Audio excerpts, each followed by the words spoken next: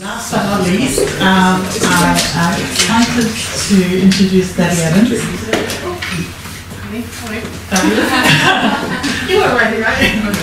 My bad. Debbi Evans, founder of Libertine magazine, and you're going to speak to us about modern women, culture and change. Yeah.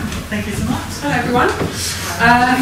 So, I made a decision that I wanted to write when I was a very little girl. And I decided in my early teens that was going to be in magazines. So I thought, right, I'm going to start applying for work experience. Where's my dream job? And I remember walking into the local newsagent and staring at the shelves, and I don't know how many people here have had this experience. And I was looking and trying to spot the difference, and I picked up a few copies and flipped through, and I'm not really sure what I was looking for, but I knew it wasn't on the shelves in front of me. And I thought, well, never mind, it must just be me. I'm only 15, I'm getting started, so, you know, I'll get stuck in and see what happens. Something has got to be on the way which is better than this and speaks to me. That was 15 years before I started Libertine. And I eventually got very tired of waiting for it to happen and just started it myself. Now, the big problem, I realised after I started it, is that launching a print magazine was not enough. Actually, the problem was not in the editorial of women's magazines, it was in the business model and the advertising. And everyone knows this, but there is an unholy trinity between advertising, media and culture, which means that we all know that ad campaigns can be incredibly powerful. They create images which influence particularly young girls at a very unconscious level. And yet, the most powerful organisations in our country, that is to say media, are dependent on them for survival. So I knew that our business model could not be dependent on advertising if it was to succeed in presenting something that's truly different for women. Jess Lines, she's great. So I knew that culture had to change in order for us to be able to do this. My vision for Libertine was, and still is, to create a place where women can feel that the full scope of their ambitions and intellect are truly reflected back at them, where substance and intellect are celebrated above style. Not that that's to denigrate style, but there should be space for something else. And as far as I could see, that just absolutely didn't exist. So, to me, what I particularly wanted to include in Libertine in our launch issue was I wanted women over a certain age, that is to say in their 40s, 50s and 60s, to be better represented.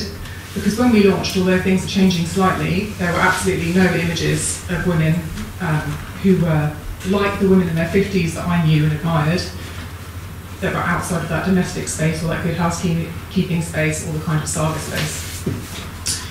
As I say, that's changed now slightly, which is great, but then there was nothing like that.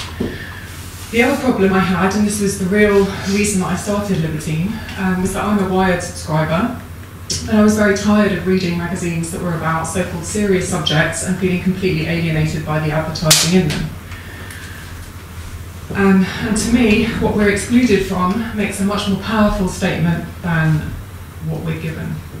And I realised now that those serious subjects of technology, business, politics, science are what I was really looking for when I was looking at the shelves at the age of 15, maybe in a more watered down form. And to me, what women's media was saying then was, don't worry your pretty little head about it, love, buy another handbag instead. Now that hasn't really changed, sadly, because the business model is the way it is. So, culture change. Now what does that look like? Well, at one level, it's structural. So, for example, if more than 3% of women if there were more than 3% of creative directors who were women, I'm sure we'd see some much better imagery. And that is a fact, unfortunately. And there are people working to change that. But there's also something that's a lot more endemic and invisible that's just been internalised and no one has really challenged. So I'll give you an example. When we were on our third print issue of Libertine, I remember speaking to an advertiser about what we were doing, technology advertiser, and I said that we have this real vision to do something different, and advertising is a huge part of that. I specifically used the phrase, please don't shrink it and pink it. And sure enough, I got an email with the ad. They said, oh yeah, I get that, that's really silly. And sure enough, we got an email through with the ad, which was of said product, surrounded by fluffy bath towels and neutral kind of space and candles. And I said, well, did you read the email? They said, oh yeah, that's the women's ad. said, right, okay, can we have a different one? That was fine. We went with something different. And I'm not going to name and shame that person, because actually that's just how it is across the board. But it made a very loud statement about how internalised that was. And it's funny that a lot of the conversations I had like that were actually with women who worked in the industry that had never really thought about it.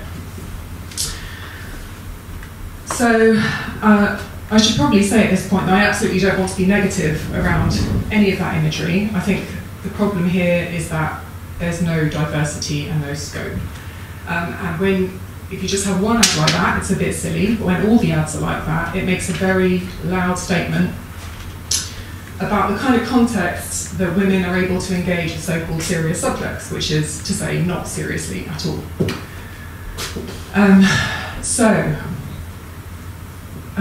There are several things we've tried to do when launching Libertine in our approach. It's interesting to hear Roxane Gay speaking about feminism and owning the word feminism. Absolutely, I'm a feminist, but when we launched, feminism was not as mainstream as it is now. And I made the very conscious decision, after much chatting to people about it, that we didn't want the word feminism anywhere on the cover, or anywhere in the magazine, because I felt that if we launched, actually we'd get relegated to the sidelines and be seen as a niche thing, and actually we wouldn't make any change in the mainstream at all. As I say, that's changed slightly now, but it was not like that then. The other thing that was very important was that we packaged it in a way that was, people have since said it's maybe a bit stealth feminist, packaged it in a way that felt like it was glossy and glamorous enough to trick people into picking it up and engaging with subjects that they've been internalised to believe weren't really for them, but actually that they would find interesting if you frame them in a different way. And that question of aesthetics is a really interesting one, because there's no getting around the fact that, you know, Kardashian aside, we do live in a very, very visual culture, particularly now we spend so much time online. Look at the shift from text to pictures, you know, Pinterest, Instagram, Snapchat, all the social networks are very visually driven. Images are incredibly powerful, and as simple and as much of a truism as this is, if you make something look a bit cool, it's going to shift perception and it's going to influence people. And I couldn't understand why no one was using that very basic trick of just making stuff a bit cooler for slightly more positive messaging. So that's kind of what we tried to do. And we did print 4 issues, we're not in print anymore, although I have to say that the impact that that's had on our kind of perception has been amazing. Now we're online, we have a fantastic network called the Libertine 100, and one of the women in that network, Virginia Postrel, has been talking about these ideas of coolness and image and glamour for a long time. She's just released a book called The Power of Glamour, which argues a lot of these points, and it's made me realise very much that that is a really crucial component in the shift. And it's absolutely not the most important one, and obviously it might sound a bit strange to say, because one of the things we're fighting against is the superficiality of women's media culture, but actually you do need a certain element of that in order to make it succeed in the mainstream. And as an aside, it was actually reading a slightly trashy, dirty chick lit novel about a young woman with a media empire, which made me want to get into it in the first place at the age of 15. So there is something to be said for that.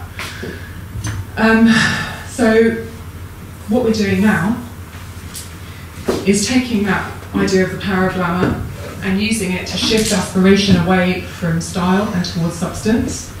We have a network of 100 women who we've selected purely on the basis of their ideas. Appearance absolutely doesn't come into it at all. They're from all around the world, a lot of them scientists, academics, technologists. We make them the focus of our editorial. We talk about what they do in language that everyone can understand, and we frame it in a media context that has enough gloss and clout to be able to infiltrate the mainstream.